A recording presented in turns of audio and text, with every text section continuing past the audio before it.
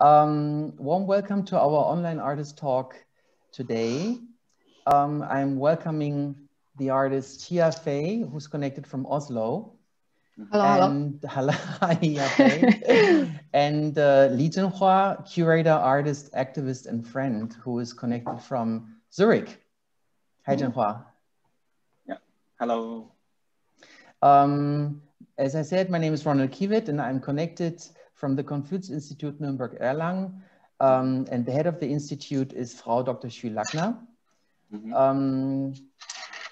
We had, or we are having a current show in our in our art space, which I will introduce later. And the art space is a very special art space because no other Confucius-Institut is running an art gallery for contemporary art. And it was founded 2018 by Nora Gantert, who will eventually join the team again after the summer. So we are very excited to have her back. And until then, I'm pleased to have this conversation with the both of you. Yafei, a short introduction. Yafei was born in Shijiazhuang, Hubei province in 1987. I'm allowed to say that. After a BA in film and video art at Central Academy of Fine Arts, CAFA in Beijing, and 1 year abroad at the Emily Carr University of Art and Design of Vancouver. In 2016, she completed her academic training with an MFA at the Bergen Academy of Art and Design in Norway. Since an artist residency at the Federal Foreign Office in Berlin, Auswärtiges Amt, Yafei has been living and working in Berlin and Oslo. And I may also say that you are you're living in Oslo with your husband, Oscar, who's an Icelandic painter. Well, we also maybe get back to that because this is quite significant and interesting. Zhenhua, short introduction. Also born in China. I don't need to mention the year. Since 2000 or even earlier, focused on curating and dialogue with filmmakers and documentary filmmakers from China. Worked as a jury in the film and arts fields, such as Transmediale 2010 in Berlin, CCAA Beijing 2012, CIFF Nanjing 2012, Fantoche, I hope I pronounce it properly, Switzerland 2012, Art Award China Beijing 2015-16. In 2015, Curator of the Year, Tank Asia Prize Shanghai, as well as 2015, Curator of the Year, Art Power 100 Beijing. That's quite impressive. He currently curated the digital film program You Are in Me, I Am in You for Art Basel, and lives between Zurich and Berlin, or in Zurich and Berlin. Yeah, sure. Correct. Thank you. Yeah. Very happy to have you online. I want to say before we start, this conversation will be 100% mask-free and also recorded. So we will also put this on our YouTube channel afterwards. And I encourage the audience also to ask questions. We have a Q&A section where you can raise your hand or ask questions during the conversation or afterwards. Let me come back to the art space, the Konfuzius Kunstraum. The Institute's art space, namely Kunstraum, was founded in 2018. And currently, during the national lockdown, we thought about, or we had the idea of new formats and presented new media art by 4 female young artists born in China in our gallery windows. So the gallery windows were quite important assets to be able to show the works in our 3 big windows, which are like on the first floor from the road level. And we are finishing this exhibition tomorrow. Tomorrow will be the last day, and it was running from February 20th until April 11th. And every 2 weeks, we changed the presentation by a different artist, namely Yafei was shown the first from late February, then followed by Wang Yuan, which is a visual artist from Shanghai, or Wang Xinyi. Then we had the installation and also a performance and artworks on display by Cao Yanran or Era Cao. And currently, and I also am happy to welcome her online, the work by Wang Zhe or Zhe Wang, who is connected from Leipzig. So let's focus on your work, Yafei. In your work, you examine the clash of cultural norms, traditional values, and the mentality of a globalizing Chinese society. Her work, Wearing the Fog from 2016, which we showed in the Kunstraum, and in a 2 weeks loop. So we showed during February, it was still pretty dark. So we started from 1 p.m. until I think 9 p.m. And in a loop, we showed the artwork like 7 to 8 hours a day, seven days a week. And I think this was a quite interesting format during the very dark and negative lockdown period. And we had a very good feedback on that. So I was very happy also that somehow the whole constellation and also the support from the team was working very well. Wearing the Fog from 2016 has been selected by various international film festivals and has been awarded as Best Experimental Film at the Broadway Film Festival, Brooklyn, New York. So, I mean, just to say the least, because you have been awarded numerous awards for your artwork.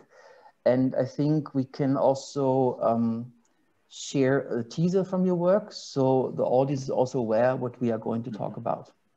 Great. Our conversation today also mainly focuses on our identity, Zhenhua as a Chinese-born curator, artist, activist who lives abroad, let's say, or who is a European.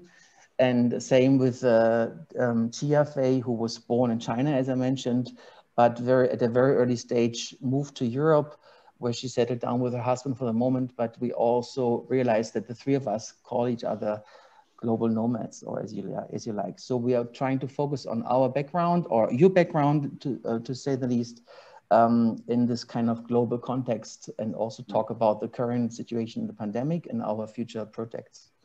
So I want to share my screen, and followed by a 1-minute teaser from your website. I still find it. Hold on.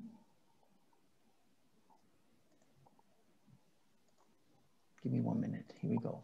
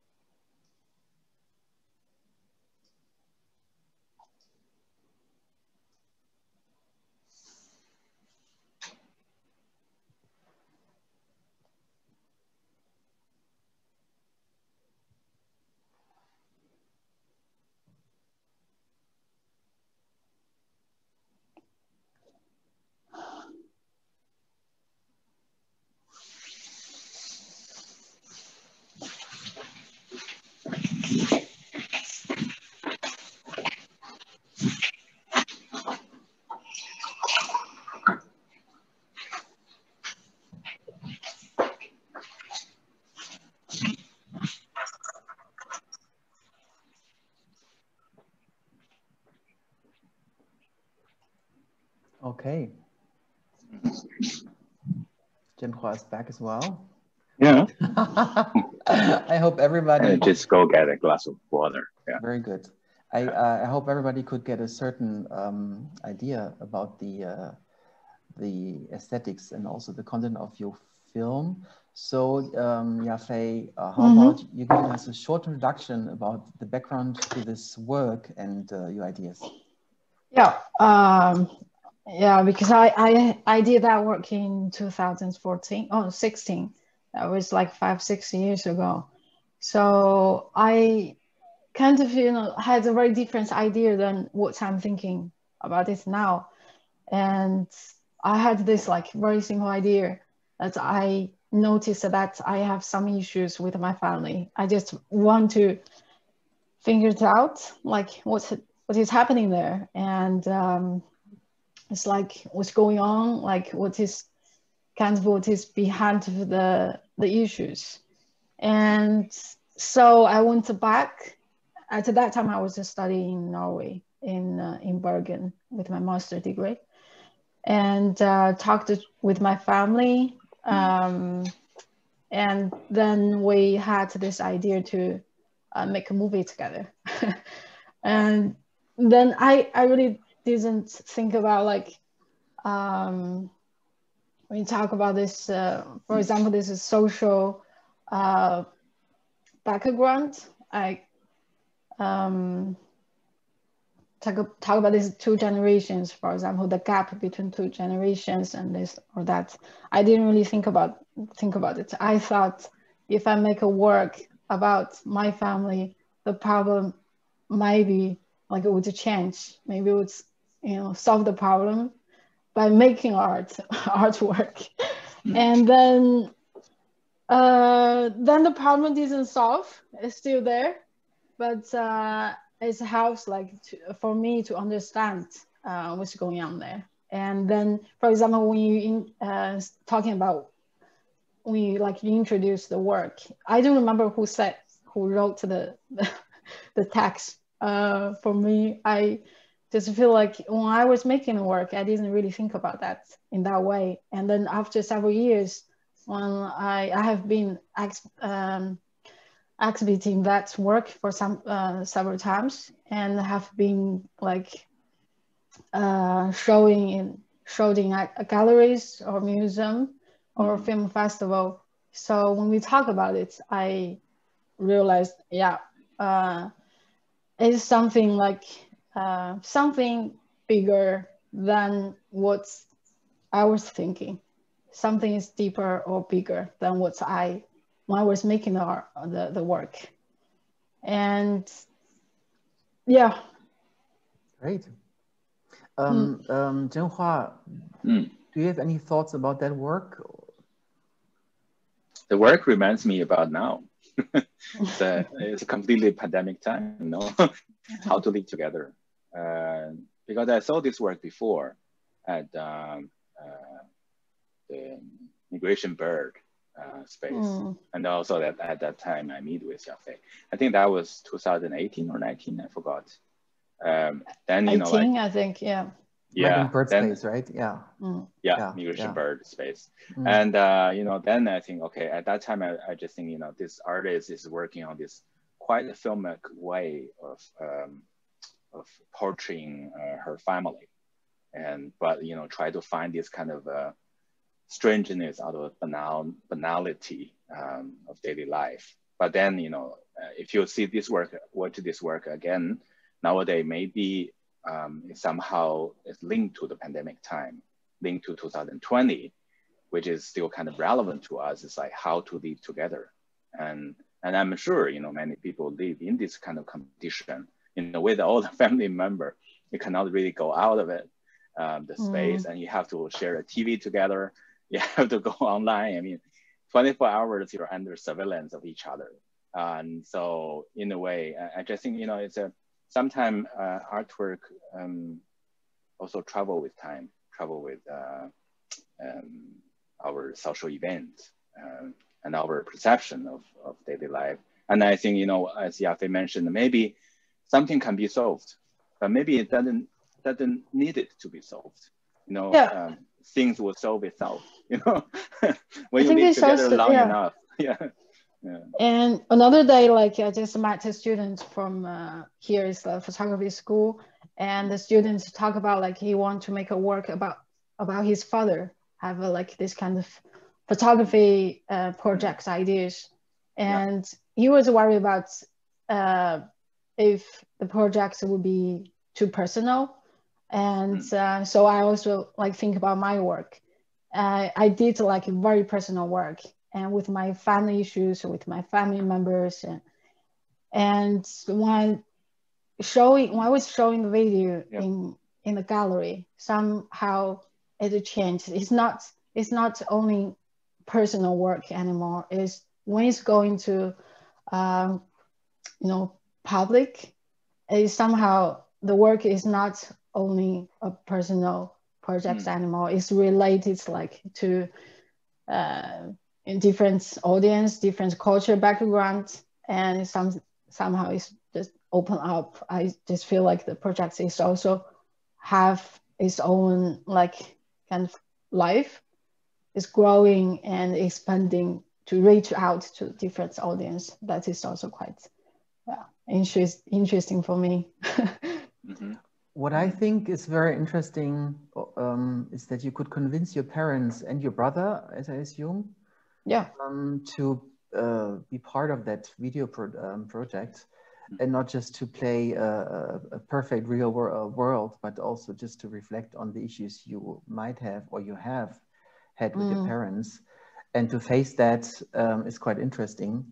And I think there's a very significant part or scene in the end where you are walking under a bridge and your mother is chasing you, yelling, "Why haven't you not been married yet?" Or you like, and this is quite interesting, and it's also very symbolic for most of the people of your generation, isn't it?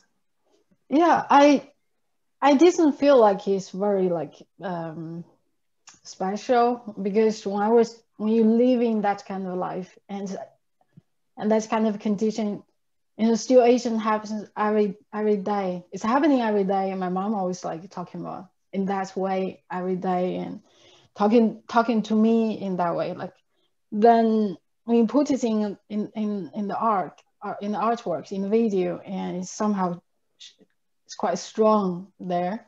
And people talking about like, wow, is your mom always talk about that to you? I'm like, yeah, kind of. So yeah, but for me, like I'm arguing with her all the time, and kind of, you know, we just hard for us to understand each other. I feel like this gap, this huge gap between these two generations is really hard to solve it, or to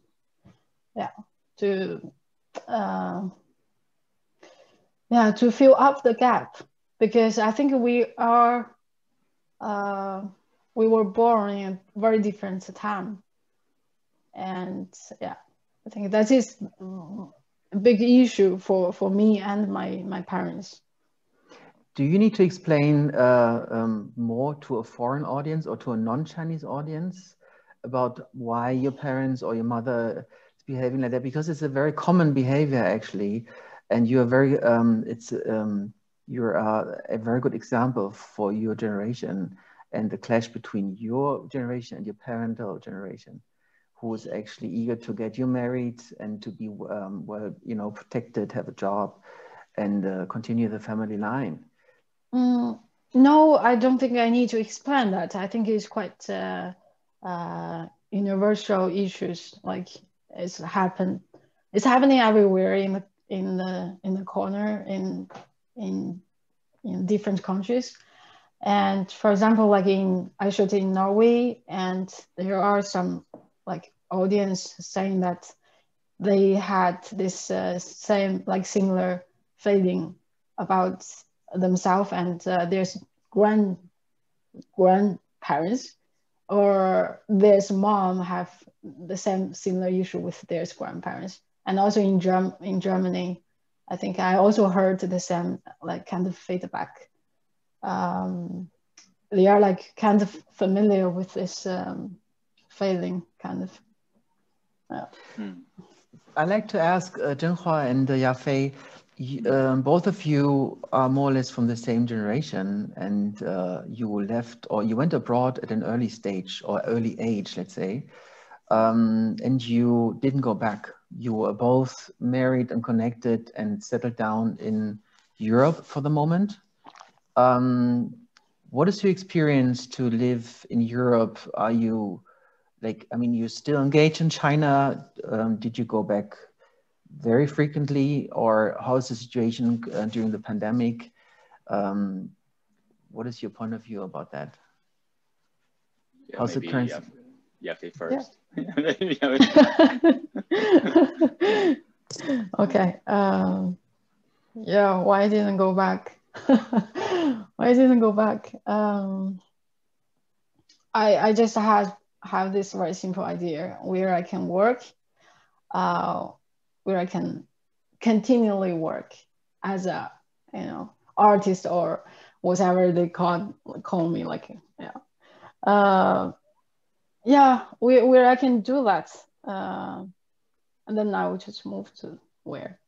So I don't really care, like, if I'm living in Oslo or Berlin or Beijing. I just, when I was in Beijing, I tried to live as a, I don't know how to, yeah. I feel like it's strange to call myself artist. I don't want to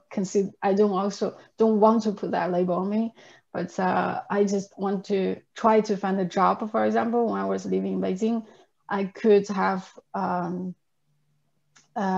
some income to support my life and also doing my work. But then that doesn't work at all. I was super busy, and I was trying to get like very small work, even like I don't want to take that kind of a big responsibility for a big company or a team, and I don't have that ambition. So I just want to have a small job, have enough income, and then the rest of the time so I can like do my things. Then it doesn't work. So I kind of like, I don't know, so I just feel like I have to find somewhere to continue. So I moved to Berlin, and to Berlin, yeah, I mean, life changes. I just found that I suddenly very into photography. My friends lent me like a camera for a trip to Laos and Malaysia in 2018, and I was thinking like, okay, I need to learn some like technical stuff, like how to make prints in a dark room and this kind of technical courses. You need to take some courses. And then I found this school in Oslo. I'm like, okay, I'm going to Oslo. So yeah, I just feel like I'm living. So it's like, even though like now I'm living in the city center, almost like city center in Oslo, but I really don't care about like if I'm living in city center or outside of Oslo. So I'm just feel like yeah, still haven't settled down anywhere. Very good. Yeah. So for me, I just think, traveling is essential in my work. Traveling is my home. And of course, from both sides. One side is the nomadic culture. I'm very much into it. I'm half Manchurian, half Chinese, half Han. So in a way, that's my bloodline tradition of these nomadic connections. And the second issue is like through media theory. I'm trying to find this so-called virtual existence of being a human today. And also I'm fascinated about this, digital humanity concept of everything will turn into that, and what that means. I mean, what kind of community, what kind of cultural situation, and what should I do? So from this kind of so-called curatorial thinking, or a broader thinking of being a human, all this traveling, each time, I redefine what I see. So I cannot just consider China as my home. So every time I revisit, I have to update with the image, with the concept, with people, with whatsoever, anything, new and odd. So I'm completely absorbed, all this kind of information of China, but also outside of China. So like, for example, recently I've been introduced by a young artist friend about this theory from an American economist called critical market or something. Yeah, radical market, sorry. Radical market theory. I quite like it because for me, it's like somehow describes this extreme situation of capitalism and communism together. So at the end, of course, you have to ask a question, you know, in our society, how can we apply that? How can we apply to that? So, and also as a person, you know, how can I keep as much as possible of my freedom of being myself and how much I contribute? You know, like I'm a terrible labor for internet companies. You know, I'm using internet all the time. I'm using all kind of software. I'm learning all sort of things. By the end, I also think, you know, I'm contributing my labor for free in the last 20 years, which is like maybe probably more than many other people. But this is also, I'm willing to contribute, you know, willing to know, to learn, to understand, you know, what would be the position. So I cannot just categorize myself as a Chinese or as a European, as a whatsoever. I just consider myself, you know, like a human being, try to define a little bit of my position and try to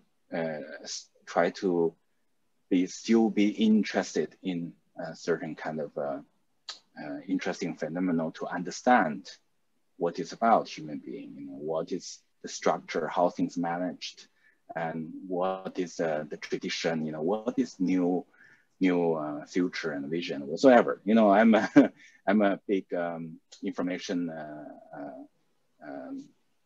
processor myself. So I just think, you know, there, sometimes I just think, yeah, it's interesting. If you want to call me Chinese, yes, go ahead.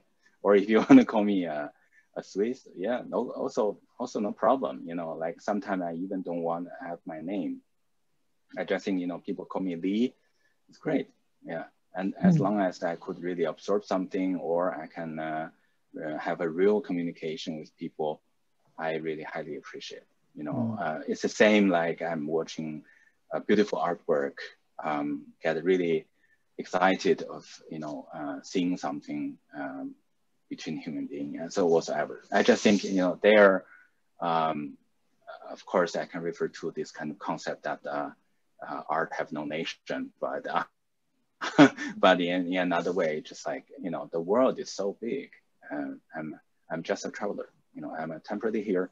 I'm willing to see and to explore. And so for me, you know, from A to B, from C to Z, I totally have no problem. And also, I also think it's a great experience again in Europe. It's like multi-language, multi-culture, multi-whatsoever. Everything is actually somehow combined and into one pot, into one situation. You know, we're all on Earth and we're all linked somehow to each other. So, but then why there's so many differences, so many problems, so many things, so many misunderstandings. And I think also the other thing is like, if I see those kind of things, you know, what kind of action should I take? What kind of thing should I do? What kind of project or people should I support? You know, then things become more and more specified, and also more and more important. You know, we all live one life, so time is limited. So, yeah. I like to get back to your, because I introduced you as an activist also in the beginning. I like to come back to that later, because this is also a very interesting idea to share.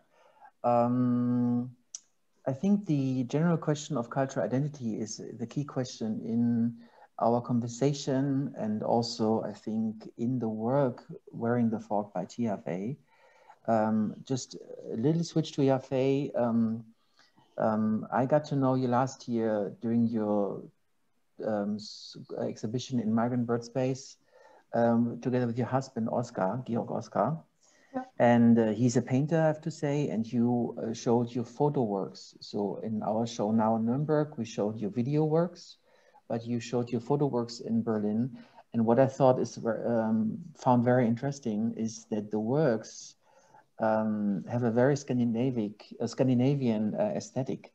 So if you don't see any kind of interior as you do in the video right now, which might refer to a Chinese or Beijing environment, or so maybe houses with snow and white people I don't know, like there was a gas station with some letters, they might tell us that you are not in an Asian or Chinese context. And I think this is also a very interesting work.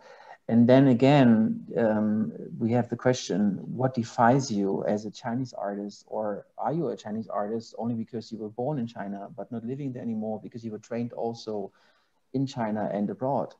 So the question also, where is abroad, is always depends on the point of view and on your current location. And yesterday we also had our warm-up call, and Zhenhua, we had this funny comparison, like who are the foreigners and who is the foreigner? Should we speak in English or Chinese? And I think this is a quite interesting question, because maybe you are also defined by the viewer or the media, or who makes you the Chinese artist or the Chinese curator. And this is quite interesting. And I don't think we can solve that. But it's also a very quite interesting question, as I said. And coming back to the other artists we show in our current show, is the fact is that among the four of you, only one is actually still living in China, which is Wang Xinyi, like Wang Yuan in Shanghai, which is by chance. But the other three, including you in Oslo, Era Cao is living in Nürnberg, and the Wang Zi is living, I think, in Leipzig or Berlin. And that makes it very interesting, because you are a global citizen as such. And also coming back to us, Zhenhua, yesterday, we could not recall whether we met in China or in Berlin. I think it was Berlin though, but this is also quite interesting, because you were always very active. I've seen you several times in Hong Kong, and you did this during the art fair and projects here and there. So all of us have been always traveling and excessively. So how do you deal with the pandemic for the moment? Does it limit you a lot? Are you still able to do projects? Because thanks to the pandemic, well, it's not an advantage, but at least we have this format of talking online now. Is a format which is very reasonable to connect the two of you. But how does it affect your current projects and everyday life? Or what are your plans, for example? Okay, it's a question for Yafei too, right? Both. I always lady first. I go first. Wow, this is a lot of questions. Okay. We start about this identity thing. I think I consider myself, I'm always being an outsider, and nowhere I live, always have this kind of disconnection to the society. And even though I'm back to my hometown, Shijiazhuang, home city, Shijiazhuang, or Beijing, I lived in Beijing like 11 years, I still have this kind of disconnected feeling. So I think that is also come to my work. I have this kind of, I like to be in that position of observing everything happening. So in my film or in my photography works, and the cameras always have a very like kind of distance with the objects or the people I'm shooting, and the camera doesn't move. Only the people is like moving inside of the frame. I'm kind of that is, yeah. I think that is somehow connected to my own personal like experiments, like life experiments. I like to be an outsider and to observing things from outside, and also like in Norway. Now I'm like collaborating with a Norwegian filmmaker. We are going to make a film about isolation, about alienation and loneliness in Nordic countries, and how does that happen, for example. And that is comparing China, the social situation, I think is Nordic countries is kind of another extreme appearance. And so being an outsider, I think is like you have this position to see what is going on inside. When you are like in the position of inside, you're one of them, or you're living in the society and one of them, then it's hard to see the whole picture. Somehow have that's that is kind of also connected to my work. I think the way how I approach and the COVID-19, I think it's a little bit it's hard to say. It's like because a lot of people are suffering from epidemic, and a lot of people are dying or have and a lot of artists lost financial support, for example. I think a lot of artists or art galleries and art institutions have difficult time also. But for my personal, personally, I think it does a great time for me to exploring my projects. I'm also quite enjoy to be locked down and to be able to just reading books and watching movie. And I'm very enjoy to cook and walking a lot. I'm walking like, every time I go for a walk, I go like 2-3 hours. I just can't stop. And when you're walking, it's also a way of thinking. So it's quite, I kind of quite like this kind of life style, I would say. Yeah. So it encourages your creativity, as you want to say. Yeah. And also I haven't seen any exhibitions in the last year, except my husband's solo show here in Oslo. I went to the opening, but there wasn't much people come. So that was the only show I went.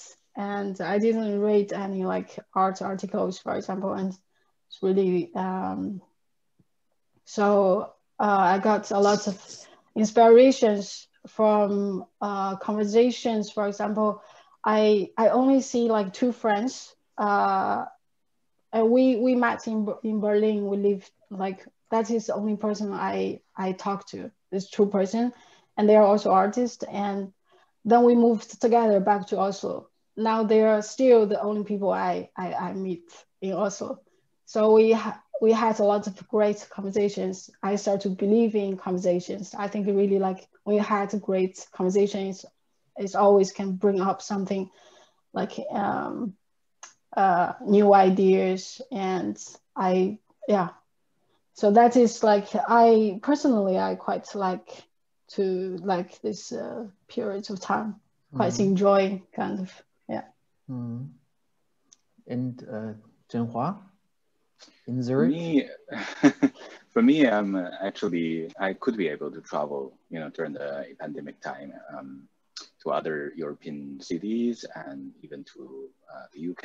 I mean, like for me, this is also something more meaningful, take your effort to really go during this kind of time, but really visit friends you really want to visit.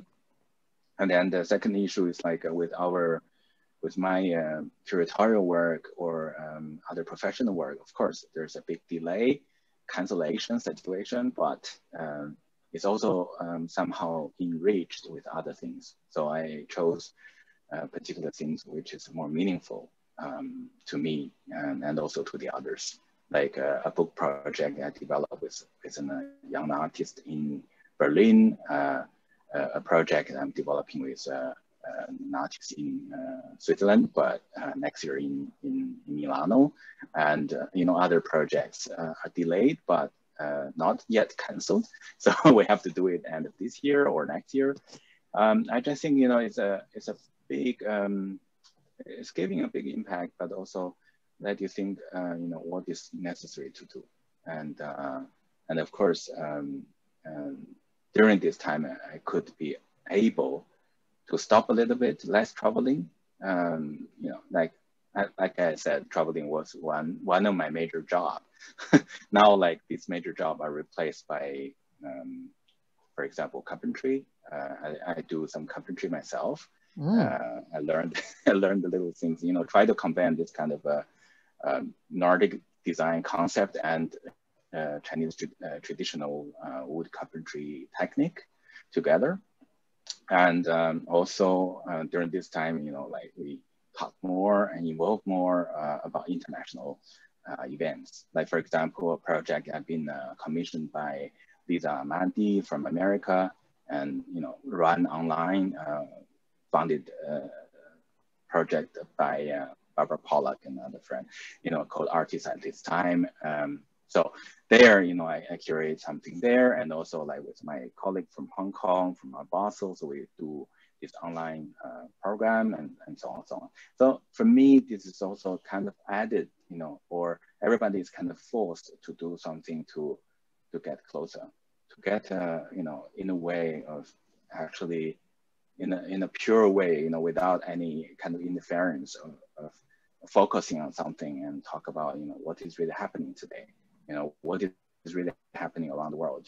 And also with our like online project that I was curated, which is launched in America, during that time is also the time for Black Lives Matter, and also follow with, South Asian hate, all these kind of things. So somehow I feel like we're more aware of, somehow our people or people have a similar interests, share some kind of topic together, and also evolve with it, Then I think in 2020, it is something very different. So I'd be able to kind of go into that path of all these global cultural events. And also at the same time, I could really learn a lot, to listen to many interesting scholars' thought about, the global history, psychology issues, especially psychology issues. For me, that was a big thing in 2020, because a lot of my friends around having a little bit of a psychology situation, that's not I have to say that's that's part of the truth that apply to everybody. I don't think life is just like as sweet and beautiful as normal. Mm-hmm. A lot of people having this kind of difficulty. It's not about actually they're really losing their job or money, but it's really about their life is completely stopped and condensed in a certain kind of a limited situation. So a lot of people are having this kind of frustration and depression and whatsoever. So for me, it's a very interesting thing to deal with.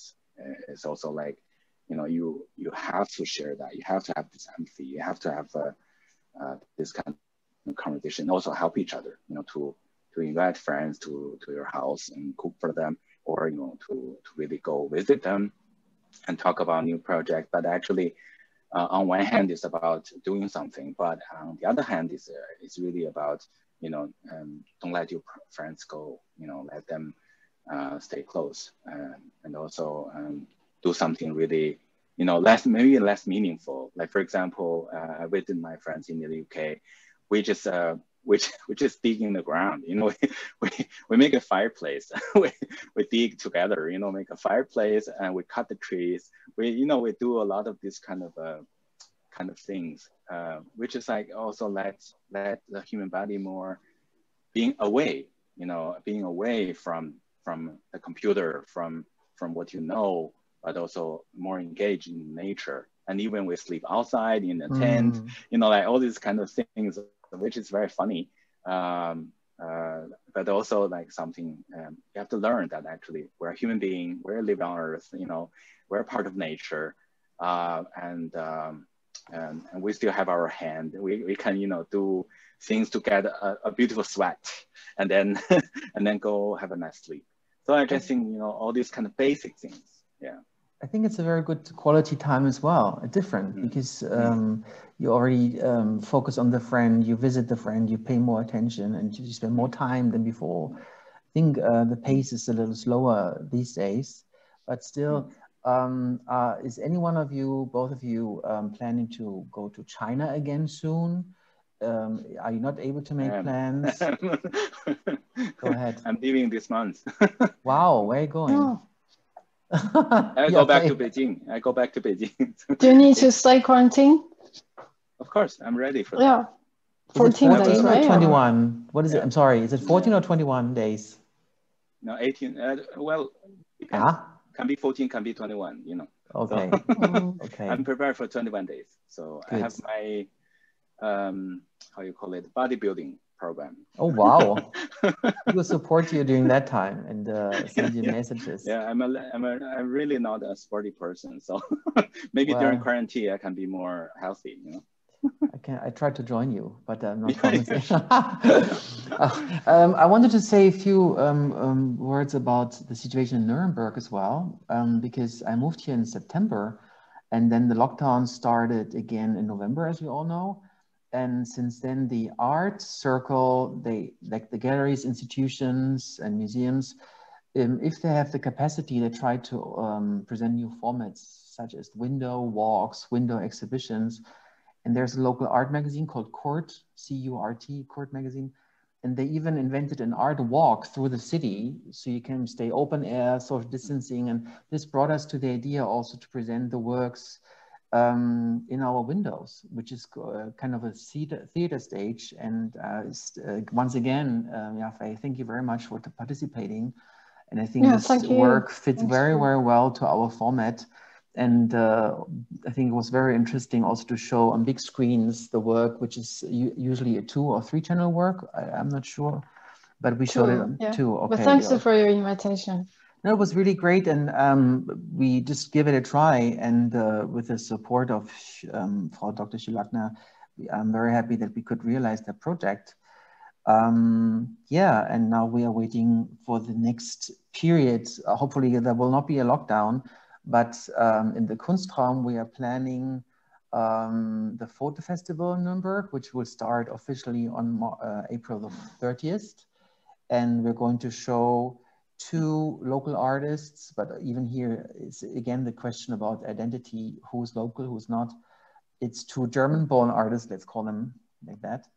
Anna Maria Bartels and Annika Maas from Weimar and from Nürnberg, in a dialogue with Guyo, who is a Chinese-born but Berlin-based artist and photographer, and I'm also very much looking forward to that show. Yeah, I like to ask if maybe the audience has a question or comment. Feel free to use the Q&A section. But meanwhile, I like to ask Yafei, is Oscar around? No, he's in his studio. I think he's coming back soon. And yeah, he's working in the studio. He's quite busy actually. He had several exhibitions ahead in this year and next year, but he have to cut down some exhibitions because he couldn't finish it. Too much work to do. Okay. And also he has his own speed, so he's not working in the studio every day. Half of his time is making music, half of the time is making painting. So you're like, yeah, sorry, I can't do the exhibition. So so now he's preparing exhibition in London this year, I think in October or December. So yeah, he's he is also quite enjoy, because during lockdown he back to his like music, composing music again. He was a DJ when he was 21 or 22. He's very productive. When he was younger. Yeah, with his and now Spotify. Yeah, I think the first time, first lockdown in Berlin, he couldn't be able to go to studio. So he starts making music again. So that is quite amazing. So you were in Berlin during the first lockdown a year ago? We were in Berlin. Okay, okay. Yeah, And I then, was like self-learning photography. He was start to like making music. So we wow. like very busy. We got a first question by Popo Fan, which Yep. says hello. Hi Yafei, thanks for your work. I fortunately had chance to watch the whole film. The topic about family really attracts me. At the same time, I'm also fascinated by the way you portray the space of home, fixed camera, split screen. I wonder what's your opinion on the relationship between urban space and family? How has it been changed the last years, and does that reflect in your works? Thank you, Popo. Thank you. Thanks for your question. I need to think about it. Yeah, what's your opinion on the relationship between urban space and family?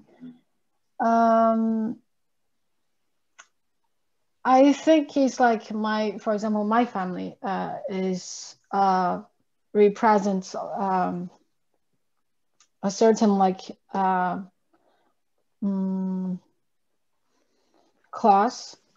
Can I say class? Certain like class in like, I think it's like not even middle class. It's like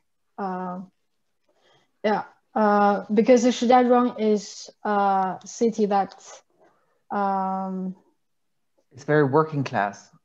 Yeah, it's an industrial. Yes. Yeah, it's an industrial city. So, for example, my family doesn't have much like very strong education background. They started the business when the economy started blooming, and then at that time, lots of families got like very rich, like some and then when the I think it's like when the society only focus on money or then it will lose something. That is how does our relationship got disconnected. Like my family, for example, they were super busy. They didn't have time to take care of me. So I never like really like lived with my family. I was living with my grandparents, then I lived with my uncle, and then I went to boarding school when I was like 12. Until now, I never like really lived with my family. A lot of the stories about my family I actually heard from my brothers. So everything happens in the film is not really what I see or what I saw. It's all like what I heard. So that is, and that is the reason, because the economy, global economy is rapidly, growing so fast. So the family really doesn't have time to take care of this case. That is not only happened to my family, that is happened to many families. And when the global economy hits into the Chinese society, I think, because I started filmmaking with my bachelor, so I'm like kind of want to try something new, except to I wanted to try something new, wanted to abandon this kind of Hollywood structure movies. So, and also I was thinking like, okay, 2 generations, I always have conflicts with my family. So that is like a try. So I think that is why we call it experimental video, right? So just try something new. And I used the 2 cameras, and so it's pre-designed kind of before I make the video. I used the 2 cameras and split up these 2 generations. And and now I think it's better. I think it is what is better, the relation to your parents? Or... No, not even worse. I think I think the artworks really help me to understand why is the reason, what is the reason, like why they are acting like that, why I am acting like that, why we always have complications, arguments, but it doesn't help that we don't change. My parents wouldn't change, you know. I feel I couldn't change, so we understand. It's like helping us to understand each other, but it doesn't help that we are like all individuals. It's like it's hard to change ourselves. And I mean, what to change now? I think now the new families, for example, my generation, a lot of my friends start to have kids. I think my generation, the relationship between my generation and the next generation are changing, because we were born in this time, and China is changing so fast. But I think our generation is used to be in this kind of situation. So my parents didn't, for example. Yeah.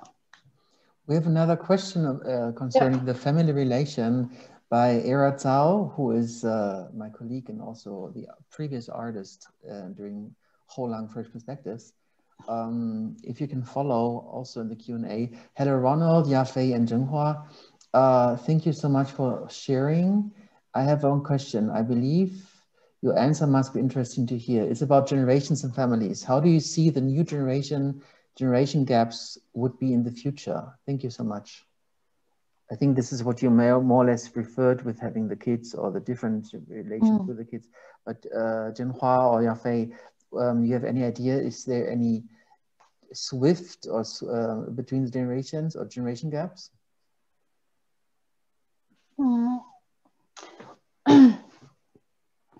I think this is all like combining all different things. For example, the women rights in China, which is growing very like changing so fast, and there is an extreme case or extreme like appearance in Nordic countries. And for example, in Iceland or Norway or Sweden, women's rights are very high, like very like strong. We can say like very strong, and there are and comparing China, this is very different. Family reunion, family very tied up. This kind of relationship is very different. But in Nordic countries, there are, for example, lots of single moms, and they have very well this kind of national welfare, like and very good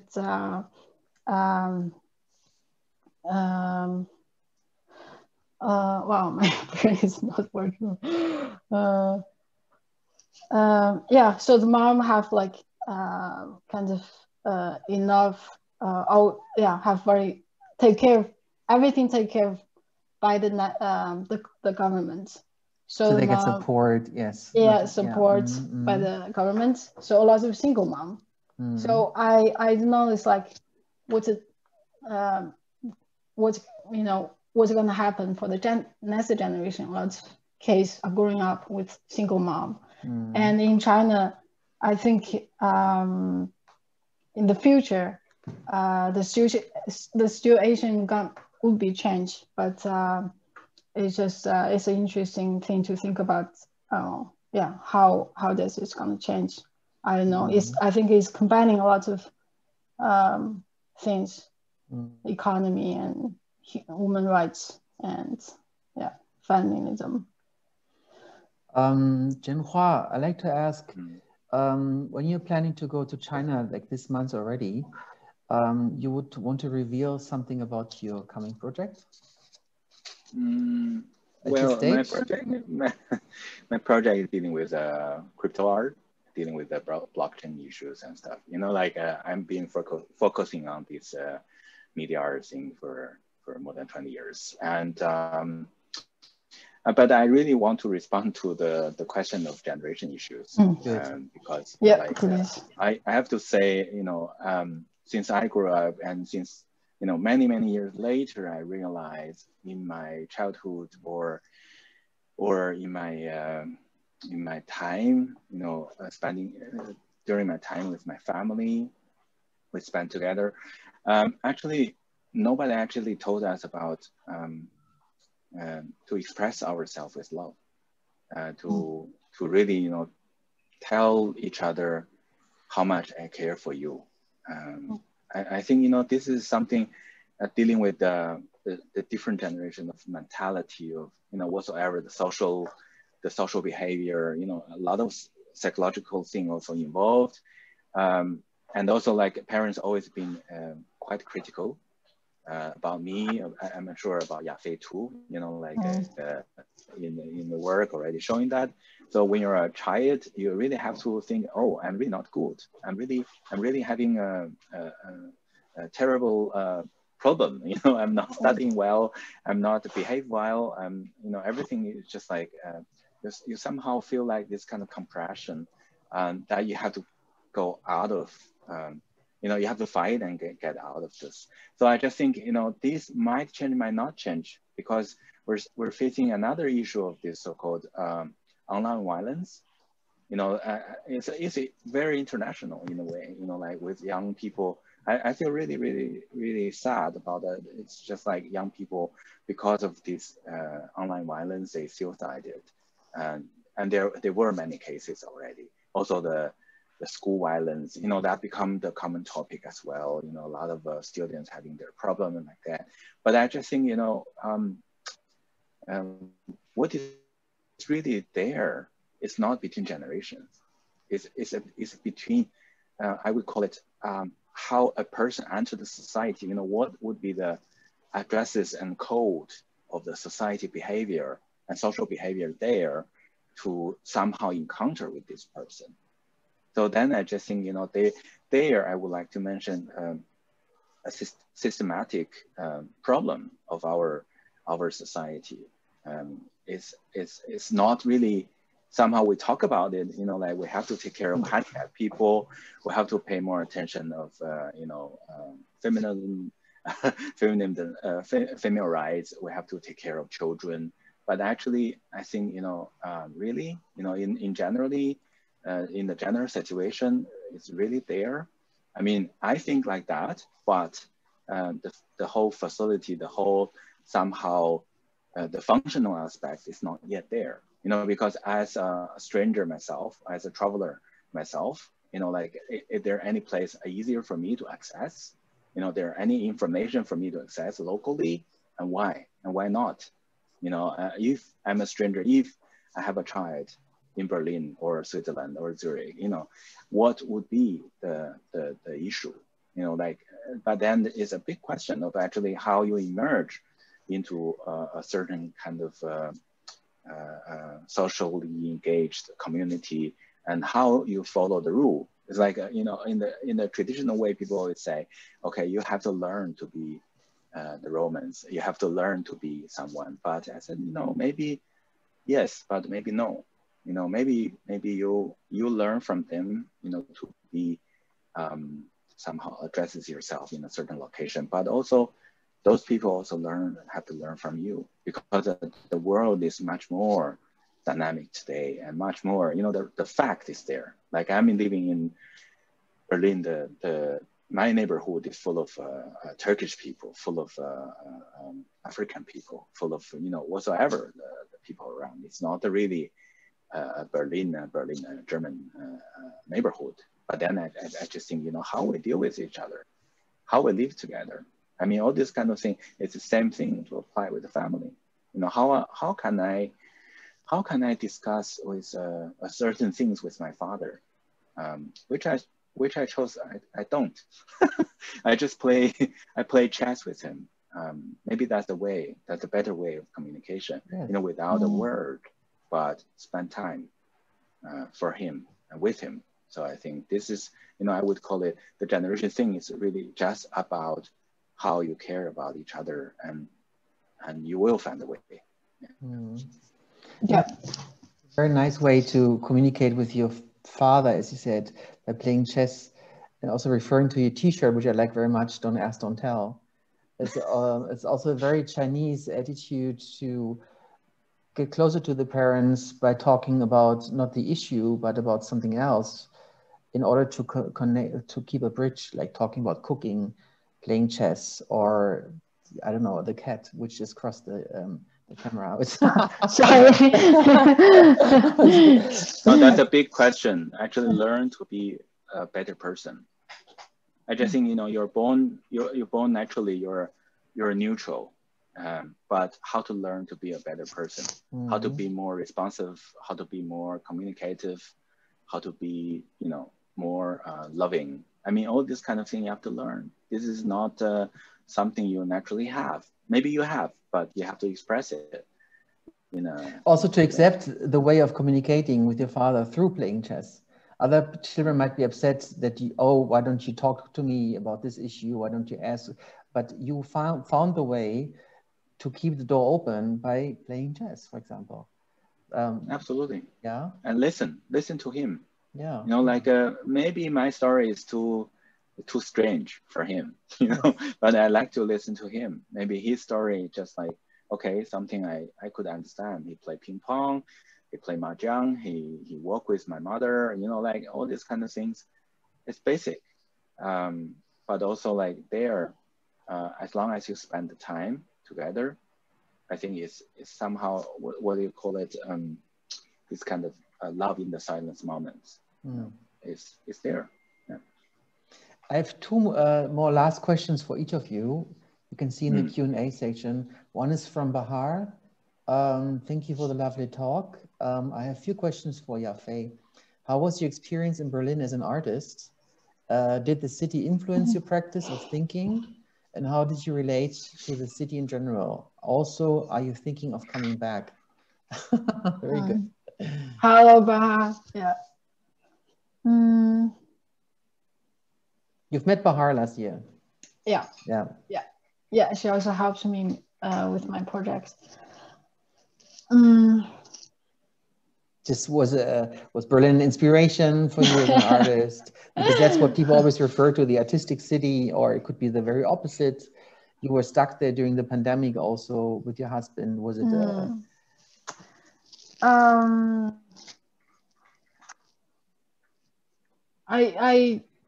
I quite like Berlin, but we end up being a quite sad story, and I think I'm not currently. I'm not thinking of coming back. I think Berlin is a lot of things are happening in Berlin. I think it's even more like active than Beijing. It's like very multiple culture, and it's really like very active. But I think it's also like it's suitable for certain people. For example, people are really willing to open up to accept or learn different things. For me, for example, personally, I'm a more like introvert person. I'm like, so I feel like comparing Berlin or Beijing or this kind of big city, I kind of like to stay in a smaller city. And we also like, but yeah, I don't like paperwork. So all this miles thing, a lot of paperwork in Germany. I really hate that.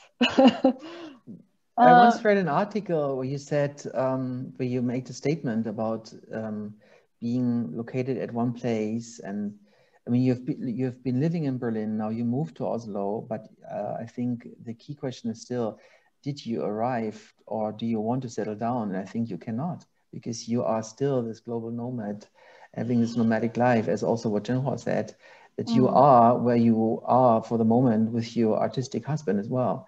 And so Berlin was just a chapter on that travel, and I don't think you might stay in Oslo forever. Maybe, who knows, but maybe you come back, but you will not come and settle down in the classical way.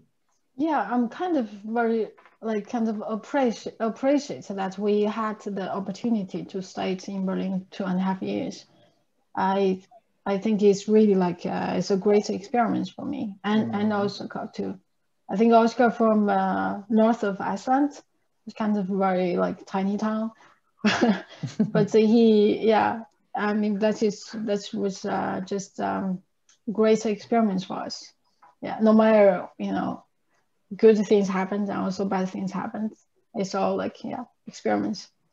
It's still quite some time, 2.5 years. This leads us to the very last question by Wang Zi, who's connected to us, and we show her work until tomorrow in the art Kunstraum.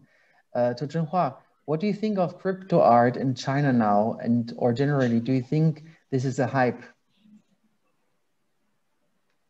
Crypto art at the moment is a big global scene. You know, if you know this auction record made by people on this NFT issue. So, you know, this is something I'm been monetizing since the last 5 years on blockchain technology.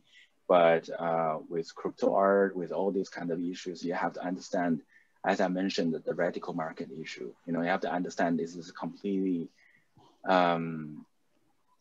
different kind of knowledge, which is functioning through this decentralized economy way of proceeding assets and value. And also on the other hand, it is art. It is related to the tradition of internet art. There's a certain relation with the digital art and so on, so on. So I see it have in many different. So I just think, you know, like crypto art is part of this so-called part of it having this meaning of the economy situation, and also part of it has the meaning of the new digital art, new digital society.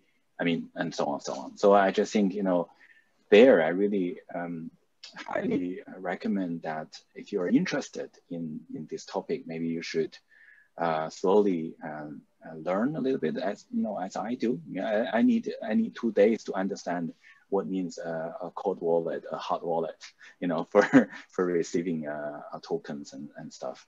And then later on, you know, from there you might understand it better. You know, it's kind of a so-called a ledger issue applied to the blockchain, and how the blockchain technology would address this back in our reality.